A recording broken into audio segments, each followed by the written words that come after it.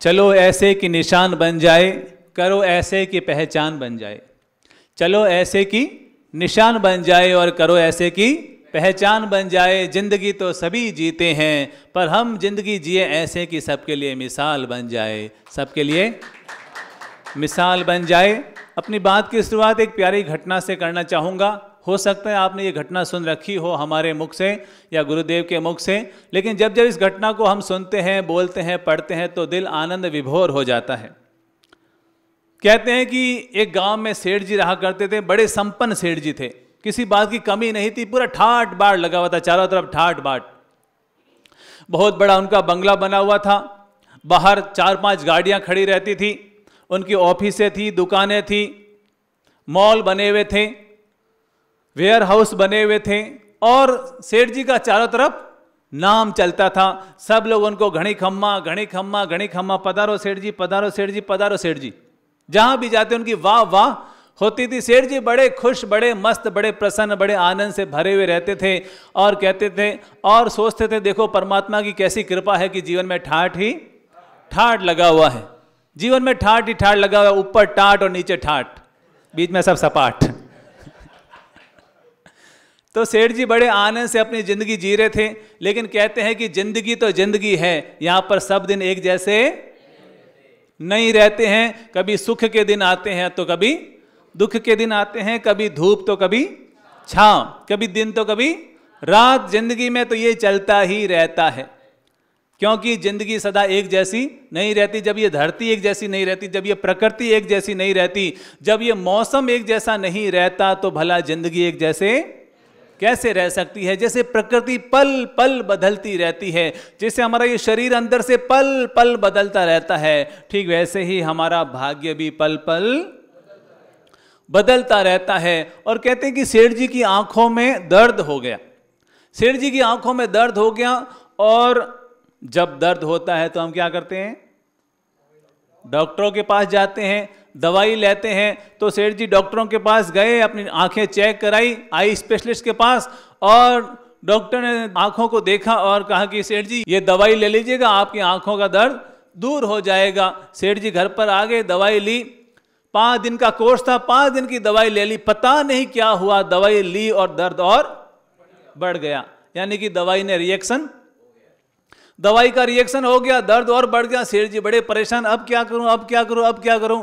तो डॉक्टर को चेक करने की बजाय उन्होंने पैथी को ही चेंज कर दिया, एलोपैथी की बजाय वो आयुर्वेद के पास गए, आयुर्वेद के डॉक्टरों के पास गए, उनको अपनी आंखें चेकअप कराई। तो उन्होंने भी आंखों को देखा और दवाई दी, उन्होंने दवाई ली, और पता नहीं उनके कैसी किस्मत, कैसा भाग्य कि दर्द और बढ़ गया। सेठ जी बड़े परेशान, बड़े दुखी, समझ में नहीं आ रहा था क्या करूं, दवाई भी ले रहा हूं लेकिन कोई परिणाम आ नहीं रहा है, उल्टा नेगेटिव परिणाम आ रहा है। अब तो उनके लिए खाना भी मुश्किल हो गया, सोना भी मुश्किल हो गया, काम करना भी मुश्किल हो गया, बड़ा जीना मुश्किल होता जा रहा था। सेठ जी ने कहा चलो अब यूनानी डॉक्टरों को दिखाते हैं। यूनानी डॉक्टरों को दिखाया लेकिन कोई फर्क नहीं पड़ा, होम्योपैथी में दिखाया, कोई फर्क नहीं पड़ा। और सेठ जी इतने परेशान हो गए, इतने परेशान हो गए कि उन्होंने दिखाना ही छोड़ दिया कि भाड़ में जाए आंखें। पहले से ही परेशान हूं और दवाई लेकर के और ज्यादा परेशान हो जाता हूं। अब उन्होंने कहीं आना जाना छोड़ दिया, काम करना छोड़ दिया, दिन भर घर में उदास उदास उदास उदास पड़े रहते थे। सब तरह के ठाट बाट थे, धन दौलत जमीन जायदाद सब थी, लेकिन कहते हैं कि अगर ये शरीर स्वस्थ नहीं है तो सब कुछ बेकार जैसा नजर आता है। अगर ये शरीर भी आरोग्यवान नहीं है तो सब कुछ होते हुए भी सब कुछ नहीं जैसा लगता है। इसीलिए तो कहते हैं कि अगर स्वास्थ्य अच्छा है तो व्यक्ति कुछ नहीं होते हुए भी अमीर है, और अगर स्वास्थ्य हाथ में नहीं है तो सब कुछ होते हुए भी गरीब है, सब कुछ गरीब। तो सेठ जी को भी ऐसा ही फील हो रहा था कि पता नहीं सब कुछ है लेकिन फिर भी मैं सुख की जिंदगी जी नहीं पा रहा हूं। और कहते हैं कि इंसान जब सब ओर से परेशान हो जाता है तो या फिर भगवान की याद आती है या फिर गुरु की याद आती है। तभी सेठ जी के पास एक खबर पहुंची कि आपके गांव में एक पहुंचे हुए संत आए हैं, पहुंचे हुए संत आए हैं, बड़े चमत्कारी संत है और चुटकियों में ही समाधान कर देते हैं, चुटकियों में समाधान कर देते हैं।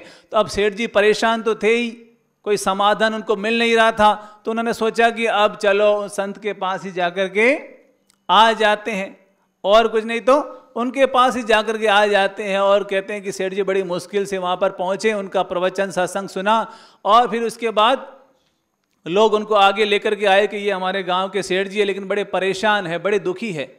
संत ने ये सुना तो और आश्चर्य हुआ कि अरे गांव के सेठ और परेशान, दुखी।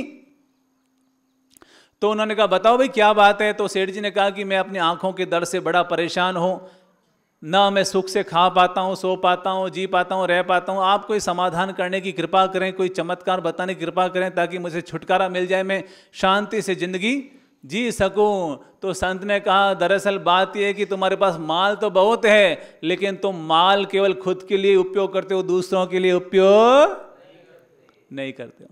भगवान ने इतना दिया है, भगवान ने इतना दिया है, लेकिन तुम्हारे मन में कभी ये नहीं आता कि मैं इस धन का सदुपयोग करूं। तो पिछले जन्मों के पुण्य से इतना सारा ठाट और सब कुछ मिल गया, लेकिन सदुपयोग नहीं किया तो वापस ये परेशानी आपको लग गई। तो अब सेठ जी ने कहा बताओ मैं क्या करूं, क्या करूं, क्या करूं। तो संत महाराज ने कहा कि नंबर 1 2 समाधान है। नंबर 1 तो आज से रोज अपने हाथों से दान और पुण्य करना शुरू करो, अपने हाथों से दान और पुण्य करना शुरू करो। और दूसरा उन्होंने एक और नुस्खा दिया कि ज्यादा से ज्यादा हरा रंग देखो। क्या नुस्खा दिया? ज्यादा से ज्यादा हरा रंग देखो। सेठ जी ने जब ये सुना तो उनको तसल्ली हुई, चलो ये तो दोनों बिल्कुल सरल है, मैं आराम से कर सकता हूं, कोई दवाई की प्रॉब्लम और झंझट नहीं है। सेठ जी घर पर आ गए और उन्होंने सबसे पहले तो दान पुण्य करना शुरू कर दिया। अपने घर के बाहर उन्होंने बहुत सारा धान मंगवा लिया, उसके पैकेट बना लिए और पूरे गांव में घोषणा करा दी कि सभी आएं और ले जाएं, जिसके जो भी दिक्कत है वो मेरे पास आया और मैं उनका अपनी ओर से मुक्त हाथों से सहयोग करूंगा। और इस तरह से उन्होंने सबका सहयोग करना शुरू कर दिया। और कहते हैं कि जब हम दूसरों के काम आते हैं तो दिल से क्या निकलती है? दुआएं निकलती, दिल से दुआएं निकलती है, शुभकामनाएं निकलती। सब लोग कहने लगे अरे सेठ जी बड़े अच्छे हैं, बड़े अच्छे हो गए, बड़े अच्छे हो गए, बड़े अच्छे हो गए। उनकी सारी कंजूसी दूर हो गई। पता नहीं संत कैसे आए, सेठ जी का भला हुआ कि नहीं हुआ, गांव वालों का तो गांव वालों का तो भला हो ही गया। सब संत को भी बहुत बहुत धन्यवाद देने लगे। और कहते हैं कि सेठ जी के जीवन में चेंजेज आने लगे और उन्होंने सोचा कि अब हरा रंग देखना है, क्या करूं, क्या करूं, क्या करूं। तो उनके दिमाग में विचार आया कि उन्होंने अपने 4 नौकरों को बाजार भेजा और 20 किलो हरा रंग मंगवाया। हरा रंग मंगवाया और अपनी जो भी हवेली थी उस पूरी हवेली को हरे रंग से पुतवा दिया। पूरी हवेली को हरे रंग से पुतवा दिया, क्योंकि उनको पता था कि मैं ज्यादा तो यहीं रहता हूं और इस हवेली को देखता हूं, तो अगर हवेली हरी होगी तो अपने आप ही मुझे हरा रंग नजर आएगा। फिर उन्होंने सोचा अब और क्या करूं, क्या करूं, क्या करूं। तो उनके मन में आया कि जो मेरी 5 गाड़ियां उनको भी मैं हरे रंग की करवा देता हूं, तो उसको भी यानी कि वहां वर्कशॉप में भेज दिया और वहां पर भी उन्होंने पूरी गाड़ियों को एकदम हरा टंच करा दिया, ग्रीन, एकदम ग्रीन। और फिर उन्होंने सोचा और क्या करूं, और क्या करूं, और क्या करूं। तो उन्होंने सोचा कि अरे मेरी दुकानें भी तो है, मैं वहां पर भी तो जाता हूं, मेरे ऑफिस है वहां पर भी मैं जाता हूं, मेरे मॉल है वहां पर भी जाता हूं, मेरे वेयर हाउस है वहां पर भी मुझे जाना पड़ता है। तो उनके मन में आया कि मैं सबको हरा करवा देता हूं। और उन्होंने फिर पेंटरों को बुलाया, हरा रंग मंगवाया और उनको भी सारा हरा कर दिया, एकदम हरा हरा हरा। फिर उनके मन में आया और क्या करूं, और क्या करूं। तो उनके मन में आया अरे मेरे कपड़े तो मैं रंगीन पहनता हूं, कपड़े रंगीन पहनता हूं। तो उन्होंने अपनी पत्नी से कहा कि चलो आज से मेरे सारे कपड़े बांट दो और हरे कपड़े, नए हरे कपड़े मंगवा लो। तो उन्होंने सारी हरे ड्रेसें मंगवा ली। और फिर उन्होंने सोचा अब क्या करूं। तो उन्होंने अपनी पत्नी को कहा देख मैंने तो अपने कपड़े बदल दिए, अब तुझे भी अपने कपड़े बदलने होंगे आज तो तेरा सिर्फ ड्रेस कोड है हरा रंग, ठीक है, आज से हरी साड़ी पहनेगी और कोई साड़ी नहीं। पत्नी ने कहा ठीक है जैसी आपकी मर्जी, अगर आपको इससे तसल्ली मिलती हो, अगर आपका इससे दर्द कम होता हो तो मैं वो भी तैयार हूं, मैं आपके सुख दुख में भागीदार हूं। और कहते हैं कि पत्नी ने अभी हरी साड़ी पहनी शुरू कर दी। और उनके कोई संतान तो थी नहीं, संतान कोई थी नहीं, लेकिन नौकर बहुत सारे रखे हुए थे। तो नौकरों को भी कह दिया आज से हरे कपड़े पहन करके आओगे, यही ड्रेस कोड है। और यहां तक भी उनको कह दिया कि उनसे लोग भी बहुत मिलने के लिए आते थे। तो सेठ जी ने कहा लोग आते हैं वो तो कलरफुल ड्रेस में आते हैं, इसका क्या समाधान किया जाए। तो उन्होंने नौकरों को भी आदेश दे दिया कि आज के बाद जो भी मुझसे मिलने के लिए आए, तो उन्होंने अपने घर पर 50 अलग अलग साइज की ड्रेसें मंगवा करके रख ली और नौकरों को सख्त आदेश दे दिया कि जो भी मुझसे मिलने के लिए आए पहले उनको हरी ड्रेस पहनाई जाए, फिर मुझसे मिलाई जाए, नहीं तो नौकरी से छुट्टी हो जाएगी। नौकरों ने कहा जो हुक्म, ठीक है, जैसा आप कहेंगे वैसा कर लेंगे। और इस तरह से उन्होंने बहुत बड़ा ताम झाम खड़ा कर दिया, बहुत बड़ा ताम झाम कर दिया। और कहते हैं कि एक तरफ उनके हाथों से दान भी खूब हो रहा था, पुण्य भी खूब हो रहा था, भलाई के काम भी खूब हो रहे थे, लोगों की दुआएं और शुभकामनाएं भी खूब मिल रही थी। और इस वजह से उनको लग रहा था कि एक जो दिल का सुकून होता है ना, दिल का सुकून, वो दिल का सुकून उनको फील होने लगा। और जब दिल का सुकून फील होने लगा तो कहते हैं कि अगर व्यक्ति अंदर से जब खुश होता है तो उसका प्रभाव बाहर भी आना शुरू हो जाता है। अगर हमारा मन खुश है, अगर हमारा दिल खुश है और शरीर में अगर कोई प्रॉब्लम या बीमारी है तो मानकर चलिए वो धीरे धीरे कटनी शुरू हो जाएगी। और अगर हमारा मन खुश नहीं है, मन प्रसन्नता से भरा हुआ नहीं है, मन में आनंद नहीं है, मन में हर समय मायूसी है, बेचैनी है, लोड है, तो मानकर चलिए उसका असर शरीर पर आता ही आता है और फिर शरीर में कोई ना कोई बीमारी पैदा हो जाती है। अनेक लोगों को टेंशन की वजह से बीपी हो जाती है, शुगर हो जाती है, शरीर की चमड़ी खराब हो जाती है, चेहरे की जो खूबसूरती है वो कम हो जाती है।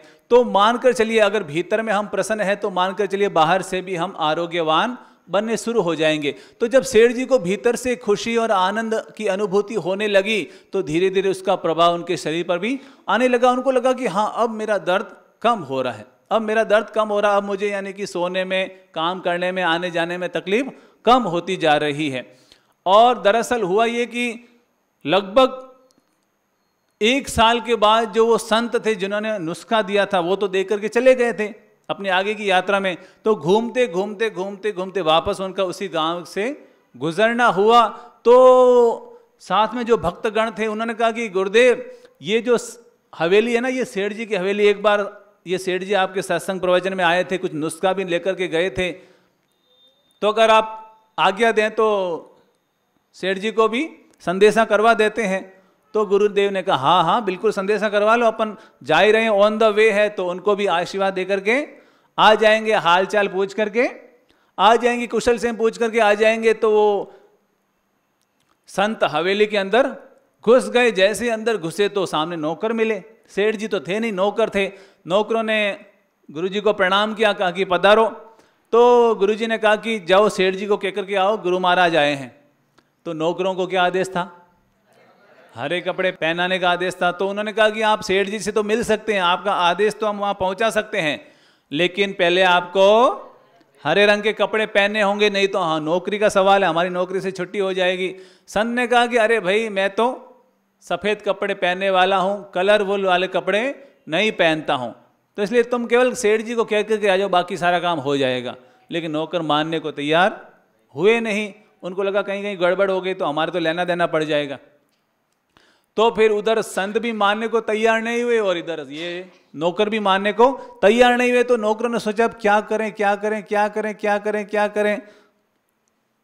तो उन्होंने आंखों ही इशारों में 2 नौकरों को बाथरूम भेजा और वहां पर 4 बाल्टी भरी, पानी की भरवाई और उसमें हरा रंग मिलवा दिया और वो लेकर के आए लेकर के आए और उनको लगा कि और तो कुछ उपाय सूझ नहीं रहा है, और वो पानी संत के ऊपर और पानी संत के ऊपर डाल दिया, चारों हरे रंग से भरी हुई बाल्टी, और इस बहाने उनके सारे कपड़े हरे हो गए, सारे कपड़े हरे हो गए। अब नौकरों को लगा अब थोड़ी काम ठीक हो गया, अब थोड़ा काम ठीक हो गया है। तो संत ने कहा अरे ये क्या कर रहे हो, ये क्या कर रही है, क्या पागलपन कर रहे हो, ये क्या पागलपन कर रहे हो। और कहते हैं कि तब तक वो बात सेठ जी तक पहुंच गई। सेठ जी ऊपर वाले कमरे से बाहर आए, देखा अरे ये तो वही गुरु महाराज है जिन्हें मुझे नुस्खा दिया था। भागे भागे नीचे आए, गुरु महाराज को प्रणाम किया और कहा कि बड़ी कृपा आप पधारे, बड़ी कृपा आप पधारे। संत ने कहा यार ये सब बातें तो छोड़, पहले ये देख ये तेरे नौकरों ने क्या कर दिया, ये तेरे नौकरों ने क्या कर दिया, बिना होली के ही मुझे रंग दिया। और जैसे देखो अरे यार ये तो बहुत गड़बड़ हुई, बहुत गलत हो गया, और वो माफ़ी मांगने लगे कि मुझसे बहुत बड़ी गलती होगी, मैंने नौकरों को कहा था, मुझे नहीं पता कि आप पधारेंगे। और माफ़ी मांगी और कहा कि सेठ जी ने कहा, अरे गुरुदेव आपने तो कहा था हरा रंग ज़्यादा से ज़्यादा देखना, देखो मैंने दोनों काम शुरू कर दिए, पुण्याई भी करनी शुरू कर दी और हरा रंग देखना भी शुरू कर दिया। देखो मेरी हवेली पूरी हरी, देखो मेरे कपड़े हवेले, देखो मेरी पत्नी के कपड़े हवेले, मैंने तो अपनी ऑफिस दुकान मकान ये वो गाड़ियाँ वाड़ियाँ सब कुछ एकदम हरा टंच करा दिया आपके कहे अनुसार। और वास्तव में थोड़ा फर्क भी पड़ा, थोड़ा फर्क भी पड़ा। पता नहीं संत ने ये सुना तो पंतो संत को क्या लगा, संत तो जोर से ठाका मार करके जोर से ठाका मार करके हंसने लगे, हंसे ही जा रहे हैं, हंसे ही जा रहे हैं, हंसे ही जा रहे हैं। सेठ को लगा क्या बात है, मुझसे कोई बहुत बड़ी गलती होगी जो ये मुझ पर हंसे ही जा रहे हैं, ठाका लगे जा रहे हैं। पूछा भाई क्या बात है, मुझसे कोई बहुत बड़ी गलती होगी जो आप मुझ पर इतना हंसे जा रहे, इतना तो आज तक मुझ पर कोई नहीं हंसा और मैं तो फंसा आपके हंसी में, तो प्लीज कोई गलती हो तो बताओ। तो संत ठहरे संत, उन्होंने बस केवल एक ही लाइन कही, अरे मेरे भाई तूने इतना बड़ा तामझाम किया, इतना बड़ा तामझाम किया था, लेकिन मेरे मन में तो सीधा सरल नुस्खा आ रहा था, और ये नुस्खा ये था कि केवल तू हरे रंग का चश्मा पहन लेता तो ये सारी दुनिया अपने आप ही हरी नजर आती केवल हरे रंग का चश्मा पहन लेता तो सारी दुनिया तुझे हरी नजर आती। पर क्या करें, हमारी फितरत ही ऐसी है कि हम पूरी दुनिया को तो बदलना चाहते हैं, लेकिन अपने आप को हम अपने आप को बदलना नहीं चाहते हैं। एक पति ये तो चाहता है कि उसकी पत्नी सुधर जाए, एक पति ये तो चाहता है कि उसकी पत्नी सुधर जाए, लेकिन वो खुद जैसा है वैसा ही बना हुआ रहे। और पत्नी क्या चाहती है, पति सुधर जाए।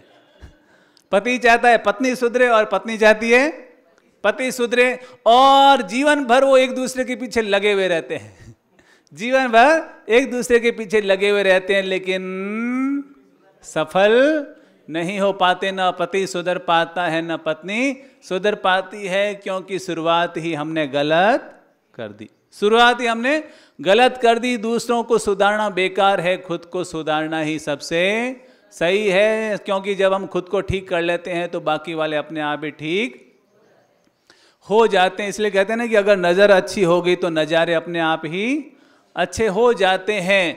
तो जब हम दूसरों को हम सुधारना चाहते हैं, दूसरों में हम बदलाव देखना चाहते हैं, लेकिन हम खुद वैसा का वैसा जीवन जीते रहते हैं, इसलिए हमारी ज़िंदगी में परिणाम नहीं आ पाता, हमारी ज़िंदगी में खुशियाँ बढ़ नहीं पाती, हम प्रसन्न जीवन के मालिक नहीं बन पाते। तो श्री भगवान कहते हैं कि अगर हमें खुशियों भरा जीवन जीना है, प्रसन्नता और आनंद भरा जीवन जीना है, तो हमें अपनी नज़रों को दूसरों पर डालने की बजाय हमें अपनी नज़रों को अपने ऊपर ही डालनी चाहिए। दूसरों में बदलाव लाने की बजाय खुद में बदलाव लाना चाहिए, क्योंकि अगर हम दूसरों पर ज़्यादा ध्यान देंगे, दूसरों में बदलाव लाने की कोशिश करेंगे, तो हम बदलाव तो नहीं ले पाएंगे, लेकिन बदले की भावना जरूर पैदा हो जाएगी, बदले की भावना जरूर पैदा हो जाएगी। तो इसलिए प्लीज बदला लेने की भावना मत रखिए। अगर भावना रखनी है तो भीतर में बदलाव लाने की भावना रखिए। दूसरों से तकरार मत कीजिए, दूसरों से तकरार करने में अपनी शक्ति लगाने की बजाय अपनी शक्ति खुद को तरक्की में लगाइए, अपनी शक्ति खुद की तरक्की में लगाइए, तो तकरार की बजाय अपने आप को तरक्की में लगाइए। तो इसलिए मैंने आपसे सबसे पहला यही निवेदन किया कि अपनी जिंदगी को अगर हम आनंद भरा बनाना चाहते हैं तो प्लीज अपने आप पर ध्यान दीजिए और अपने आप को ठीक करने की कोशिश कीजिए, अपने आप को इम्प्रूव करने की कोशिश करते रहिए। आपको मालूम है जब व्यक्ति की शादी होती है, जब लड़के लड़की की शादी होती है और जब वो अपने पहले दिन अपने रूम में प्रवेश करते हैं तो आपको मालूम है वहाँ की क्या स्थितियाँ होती है। पूरा घर, पूरा कमरा खूब सजा हुआ होता है, खूब महका हुआ होता है, चारों तरफ फूल ही फूल बिखरे हुए होते हैं, चारों तरफ सेंट बिखरा हुआ, इत्र की खुशबू बिखरी हुई और बहुत ही खुशियां भरा माहौल, प्रसन्नता भरा माहौल। पता नहीं आखिर ऐसा क्यों होता है कि जब हम पहले दिन उस कमरे में प्रवेश करते हैं तो हंसी खुशी भरा महक और खुशबू भरा माहौल होता है, और 10 साल के बाद उसी कमरे में झंडू बाम, हरा बाम, लाल बाम, आधा मेडिकल स्टोर आ जाता है और वो लगा लगा के परेशान होते रहते हैं। बताएंगे क्या? लोग तो वही दो है लोग तो वही दो है। पहले दिन भी उन्हीं 2 लोगों ने प्रवेश किया था और 5 साल और 10 साल के बाद भी वही लोग होते हैं। अगर बदलाव कहीं आता है तो सोच में बदलाव आ जाता है, और सोच में बदलाव ये आता है कि हम दूसरों को सुधारने में लग जाते हैं और परिणाम घर का माहौल क्लेश भरा बन जाता है। तो अगर रिश्तों को मीठा मधुर बनाना है तो सामने वाला जैसा है उसकी प्रकृति के साथ ही हमें उसको स्वीकार कर लेना चाहिए। अगर हम चाहते हैं कि हमारे रिश्ते मीठे मधुर बने हुए रहे तो दूसरों में बदलाव लाने की बजाय दूसरों को संकेत जरूर देना चाहिए, दूसरों को संकेत जरूर देना चाहिए, दूसरों को निवेदन जरूर करना चाहिए। और अगर कोई बहुत ज़्यादा ही गलत आदत है तो हमें फोर्सली भी कहना चाहिए, लेकिन अगर छोटी मोटी बातें हैं तो उसको हमें उसकी प्रकृति के साथ ही हमें स्वीकार कर लेना चाहिए। आजकल मालूम है कि आजकल तलाक के केस बहुत जल्दी हो रहे हैं और शादियां सगाइयां बहुत जल्दी टूट भी जाती है। क्यों? लोगों से पूछते हैं, कहते हैं कि हमारे विचार नहीं मिलते, हमारे विचार नहीं मिलते।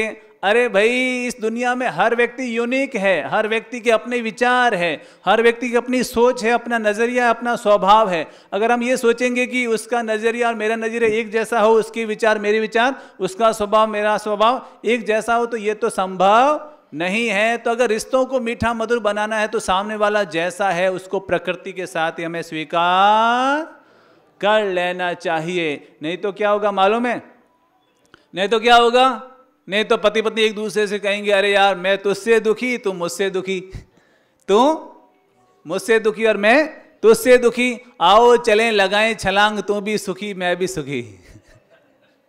तो हमारी ये नौबत और ये स्थितियां खड़ी हो जाएगी। तो जिंदगी को प्रसन्नता और मिठास से भरना है तो नंबर 1 हमारी जो ये नेगेटिविटी है, जो हमारी ये उदासी है, इसको हमें बाहर निकालना चाहिए। इसकी उदासी और नेगेटिविटी को हमें बाहर फेंक देना चाहिए और अपने जीवन में उदासी को मुस्कान में बदलने की कोशिश करनी चाहिए, नेगेटिविटी को पॉजिटिविटी में बदलने की कोशिश करनी चाहिए। दूसरों में जो हमें दुर्गुण नजर आते हैं उसकी बजाय हमें सद्गुण देखने की कोशिश करनी चाहिए। दूसरों में जो हमें कमियां नजर आती है उस कमियां देखने की बजाय हमें खासियत देखने की कोशिश करनी चाहिए। हमारे गुरुदेव कहते हैं कि अगर हम खामियां देखेंगे तो हमें खामियाजा भुगतना पड़ेगा। अगर हम दूसरों में खामियां देखेंगे तो हमें भी एक दिन खामियाजा भुगतना पड़ेगा, और अगर हम दूसरों में खूबियां देखेंगे तो मान कर चले एक दिन हम भी खूबसूरत बन जाएंगे, हम भी खूबसूरत बन जाएंगे। तो हमें अगर जिंदगी को मिठास से भरना है तो हमें खुद की भी खूबियां देखनी चाहिए और दूसरों की भी खूबियां देखनी चाहिए। और अपनी प्रसन्नता को बढ़ाने के लिए नंबर 1 अपने आप को हमेशा व्यस्त और मस्त रखना चाहिए। अपने आप को व्यस्त और मस्त रखना चाहिए। अगर हम व्यस्त और मस्त रहेंगे तो हमें चिंता करने की फुर्सत ही नहीं मिल पाएगी। जो खाली होते हैं ना उनके दिमाग में ही भूत घूमते रहते हैं, जो खाली बैठते हैं उनके दिमाग में ही जाले, चिंता के जाले, तनाव के जाले, इधर उधर के जाले घूमते रहते हैं और बिना मतलब हमारा माथा भारी भारी भारी होता रहता है। हमारी मुस्कान तो चली जाती है और उदासी हमारे ऊपर हावी हो जाती है। तो प्लीज़ अपने आप को हमेशा व्यस्त और मस्त रखने की आदत डालिए। संबोधि धाम में तो जो भी लोग आते हैं उनको एक ही मंत्र दिया जाता है और वो मंत्र है कि हर हाल में मस्त रहो, हर हाल में खुश रहो, हर हाल में मस्त रहो। अपने आप को हर हाल में खुश रखना, मस्त रखना, प्रसन्न रखना, ये वास्तव में बहुत बड़ी साधना है। ये वास्तव में बहुत बड़ी साधना है। आंखें बंद करके हम जो ध्यान करते हैं ये भी साधना है, लेकिन जब हम आंख खोल करके इस दुनिया में जीते हैं और इसमें भी अपने आप को प्रसन्न और आनंद भरा रखते हैं तो ये भी एक बहुत बड़ी साधना, ये भी एक बहुत बड़ी साधना है। तो अपने आप को मोटिवेट कीजिए कि मैं अपने आप को हमेशा व्यस्त और मस्त रखूंगा, हर हाल में मस्त रखूंगा। लोग भले ही बस्ती में रहेंगे पर मैं तो अपनी मस्ती में रहूंगा। कोई दाल में मस्त है, कोई माल में मस्त है, कोई दाल में मस्त है और कोई माल में मस्त है, पर हमारा तो फैसला है, हम तो हर हाल में मस्त है। यानी कि इसके लिए हमें बार बार अपने आप को मोटिवेट करना होगा। इसके लिए हमें अपने आप को बार बार मोटिवेट करना होगा, क्योंकि जब हम जिंदगी जीते हैं तो कई तरह की परेशानियां आ जाती, कई तरह की समस्याएं, कई तरह की दिक्कतें आती है। जैसे कोई विद्यार्थी है तो उसको परीक्षा को लेकर के चिंता हो जाती है, एग्जाम को लेकर के, भविष्य को लेकर के, करियर को लेकर के चिंता हो जाती है। जैसे कोई व्यापारी है तो व्यापार में जो उतार चढ़ाव आते हैं उसको लेकर के उठापटक हो जाती है। जैसे माताएं बहनें हैं तो घर में कुछ 19-21 होता है तो उसको लेकर के उठापटक आ जाती है। तो कई तरह की समस्याएं, परेशानियां बिन बुलाए हमारे जीवन में आती रहती है। तो इन सब परिस्थितियों के बीच में भी जब हम बार बार अपने आप को मोटिवेट करते हैं, नहीं कुछ भी हो जाए, कुछ भी हो जाए, कुछ भी हो जाए, लेकिन मैं अपने आप को उदास नहीं होने दूंगी, परिस्थितियों के आगे घुटने नहीं टेकने हैं। अगर मुश्किलें देख करके मुरझाओगे, मुश्किलें देख करके मुरझाओगे तो टूट जाओगे, लेकिन मुश्किलें देख करके भी मुस्कुराओगे तो मजबूत हो जाओगे। मुश्किलें देख करके भी मुस्कुराओगे तो मजबूत हो जाओगे। तो इसलिए अपनी जिंदगी में खुशी पाने के लिए, मुस्कान, प्रसन्नता पाने के लिए काम मत कीजिए, वरन जो भी कीजिए वो खुश होकर के कीजिए, प्रसन्न होकर के कीजिए, आनंदित होकर के कीजिए। हमारी क्या हैबिट होती है, हमारी क्या सोच होती है, ऐसा होगा तो मैं खुश होऊंगा, अगर परीक्षा में अच्छे मार्क्स आएंगे तो खुश होऊंगा, अगर मेरे बेटे की जब शादी हो जाएगी, तब बहू आएगी, तब मैं खुश होंगी, जब मेरा व्यापार अच्छा चलेगा, अच्छा प्रॉफिट होगा, तब मैं खुश होऊंगा। तो हमारी जी खुशी है वो हमेशा फ्यूचर में रहती है, हमारी खुशी हमेशा फ्यूचर में कि ऐसा होगा तो मैं खुश होऊंगा, लेकिन ऐसा होता नहीं है। क्योंकि जब वो काम हो जाता है तो वो खुशी तो मिलती है, लेकिन फिर एक नए काम की चिंता हमारे ऊपर हावी हो जाती है। तो इसलिए खुशी पाने के लिए मत कीजिए, वरन खुश होकर के कीजिए। चाहे पढ़ाई करनी है तो भी खुश होकर के कीजिए, घर का काम करना है तो भी खुश होकर के कीजिए, धंधा करना है तो भी खुश होकर के कीजिए, ध्यान करना है तो वो भी खुश होकर के कीजिए। ऐसा नहीं कि ध्यान करेंगे तो खुशी मिलेगी, अरे हम खुश होकर के ध्यान करें तो उसका परिणाम ही अपने आप अच्छा ही आएगा। तो हर काम खुश होकर के कीजिए। कितनी गजब की बात है, पहले जब जमाना था तो हम हर समय मुस्कुरा करके उठते थे, खुश होकर के उठते थे। अब तो बिना मुस्कुराए शाम हो जाती, बिना मुस्कुराए ही शाम हो जाती है। दुनिया भर की चिंताएं, तनाव, लोड हमने अपने दिमाग में इतने पा लिए हैं कि हमारी मुस्कान हमारे हाथ से चली गई है। गुरुदेव एक जोक में बात कहते हैं कि जब गधा मुस्कुराए, जब गधा मुस्कुराए तो समझना वो इंसान बनने वाला है, और इंसान चेहरा लटकाए तो समझ लेना वो